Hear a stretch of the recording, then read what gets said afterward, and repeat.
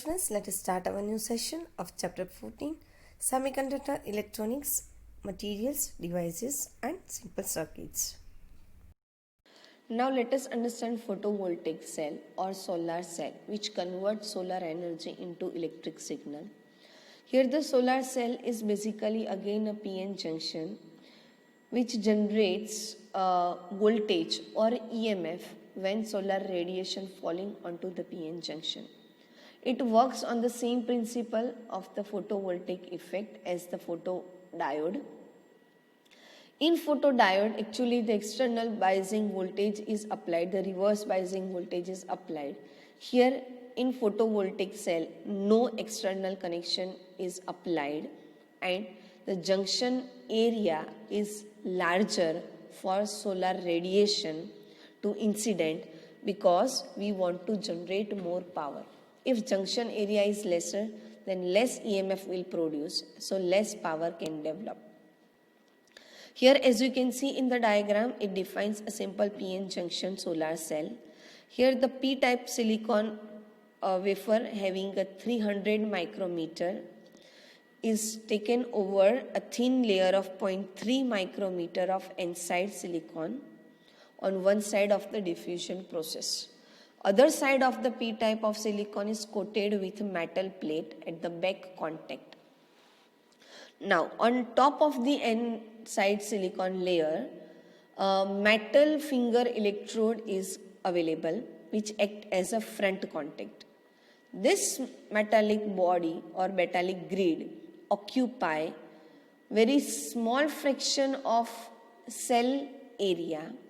So here the generation of voltage by the solar cell when light is falling on it due to the basic three steps that we need to follow. First, the electron hole pairs are generated due to light signal that is near to the junction. Now these electrons and holes are separated due to electric field of the depletion region. Electrons are moved towards the N side and holes are moved towards the P side. So recombination of the electrons and holes are avoided. The electrons while reaching on N side are collected by the front contact of N layer and holes are reaching at P side which are connected by the back contact. So P side becomes more positive and N side becomes more negative, which will give us a voltage with the positive and negative polarity, which is noted as photovoltage. Here when external load is connected, as you can see in the diagram A, so the photocurrent will flow through the load circuit. We can also define its IV characteristic as you can see in the diagram.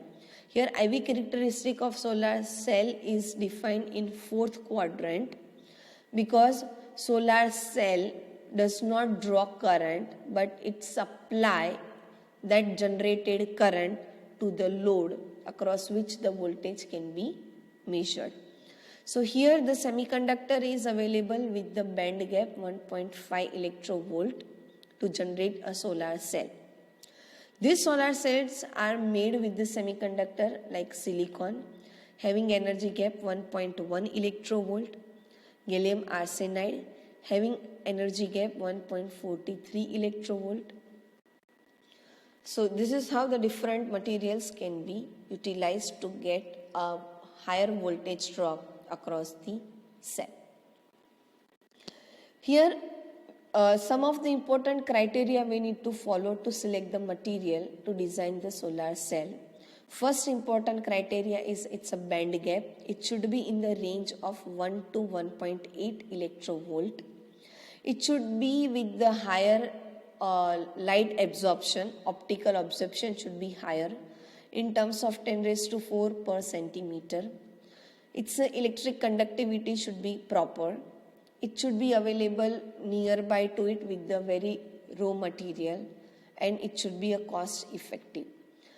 These 5 parameters are important to select this specific material to design this solar cell.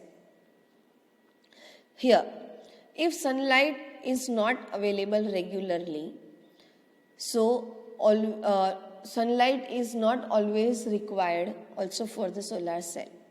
So the light with the photons energies greater than this band gap will also work with the solar cell, will develop the electric voltage across it.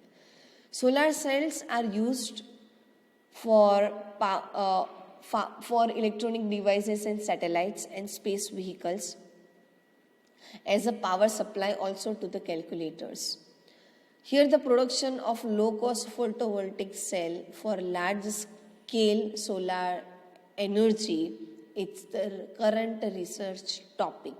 And here the world's largest at one point solar cell is underdeveloped in India itself, in Tamil Nadu. Let us go through the example regarding the solar cell. When silicon and gallium arsenide are, why silicon and gallium arsenide are preferred material for solar cells? If we focus the solar radiation spectrum using the generated current and voltage, so as you can see in the diagram, here the solar intensity and the generated electrovolt radiation relation is given. That is maximum at 1.5 electrovolt. And for the excitation, that photon energy HV should be greater than this energy gap. So here we need to choose such a semiconductor material having that much energy gap or band gap around 1.5 electrovolt or lower than this. That can be convenient for the solar cell and provide the better efficiency.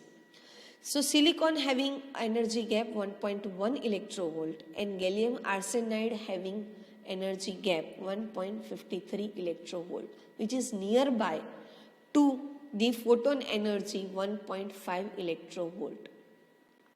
So here that's why silicon and gallium arsenide materials are utilized more. In this comparison of silicon and gallium arsenide is better even though having a larger band gap than silicon because of higher absorption coefficient. If we choose cadmium sulfide, so it is having energy gap 2.4 electrovolt. So we can use that only for higher energy component of the solar energy for photo conversion and specific part of energy that cannot be used. Then the question is arise, why do not use of PBS material having energy gap 0.4 electrovolt which can satisfy the condition of HV greater than energy gap EG. If we choose that, then most of the solar radiation will be absorbed by the top layer of solar cell and cannot reach up to depletion region. We, by that solar energy, by the absorption it from the depletion region, we need to generate electron hole pairs which can generate electric field and EMF can produce. So for that, due to that junction field, we want a photo generation to occur at junction region. That's why silicon and gallium arsenide materials are widely used, and in those comparison, gallium arsenide material is most widely used. Clear? Here we are going to end the session. With that, we are going to end the chapter. Hope you understood thoroughly. Thank you.